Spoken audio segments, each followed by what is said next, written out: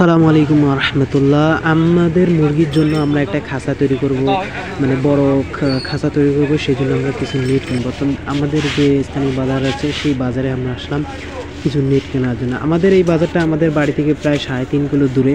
3.5 kilo আমরা রাস্তা থেকে আসি, তারপরে এই বাজারটা আমাদের ঢুকতে হয়েছে। বাজারের যাবতীয় কেনা বেচা বিক্রি ক্রয় ইত্যাদি নিতে হয়। তো আমরা এখানে 4 ফিট লম্বা নেব এবং 2 ফিট 5টা নেব। অর্থাৎ আমরা যে খাঁচাটা তৈরি করবো সেটা লম্বা হবে আপনার যে 6 ফিট 10 ইঞ্চি, আর 5টা হবে 2 ফিট এবং উচ্চতা হবে 6 ফিট।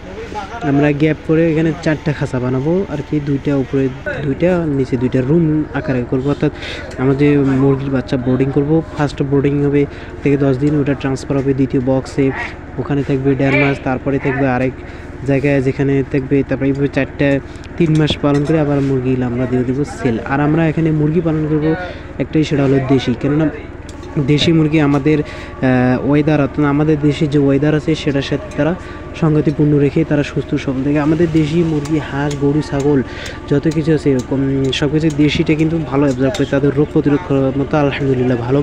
সেই জন্য আমরা দেশি মুরগি নিয়েই কাজ করব, সেটাও আপনাদেরকে পর্যায়ক্রমিকভাবে আমরা দেখাবো। তো আমরা এখানে নেটটা দেখতে পাচ্ছেন, এটা আমাদের ব্রুডিং ব্যবস্থার জন্য, অর্থাৎ 0 বাচ্চা যেগুলো রাখবো সেগুলো বাচ্চার জন্য আমরা এখানে নিতেছি। অর্থাৎ এটা 0 সাইজ নেটটা নিতেছি। আর এটা আমরা সুন্দর করে মাপ দিয়ে কেটে নিয়েছি। এটাকে তাতাল বলে, তো কাশি যেটা আর কি কাটে নেট কাটার জন্য, সেটা নিয়ে কাটতেছি। এখানে আমরা এখানে কেটে নিলাম, ওটা 2 ফিট বাই 4 ফিট নিলাম। এবং আমাদের এখানে বড় মুরগির জন্য এটা আমরা নিতেছি যে 1 ইঞ্চি ফাঁকা বা গ্যাপ যেটা আর কি বলে, ছিদ্র। অর্থাৎ এটা আমরা 1 ইঞ্চি যেটা ফাঁকা সেটা আমরা এখানে নিতেছি 2 ফিট বাই 4 ফিট।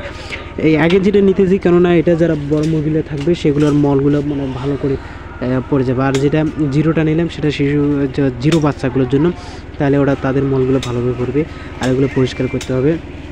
তো এগুলো নিতেছি এবং নেওয়ার পরে যে দেখতেছেন আমরা কাটতেছিলাম। আর এখানে যে এই যে নীল নেটগুলো দেখতেছেন, এগুলো নেট আবার এই যে আরএফএল যেটা গুঁড়ো দিয়ে আরএফএলের কিছু মিশ্রণ আছে, এগুলোর দাম আবার বেশি।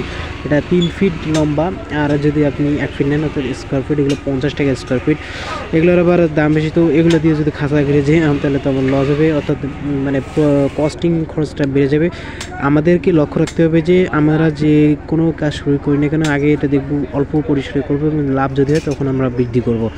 কেননা লাভের আগে যদি আমরা খাঁচা ঘর সব কিছু বানিয়ে রাখি তাহলে এগুলো তো আমাদের পুরাই লস হবে, কেননা এগুলো আমরা ব্যবসার আগেই লোকসান হয়ে যাবে। অর্থাৎ আমরা ধরা খেতে হবে, আমাদেরকে সকলকে ধরা খেতে হবে।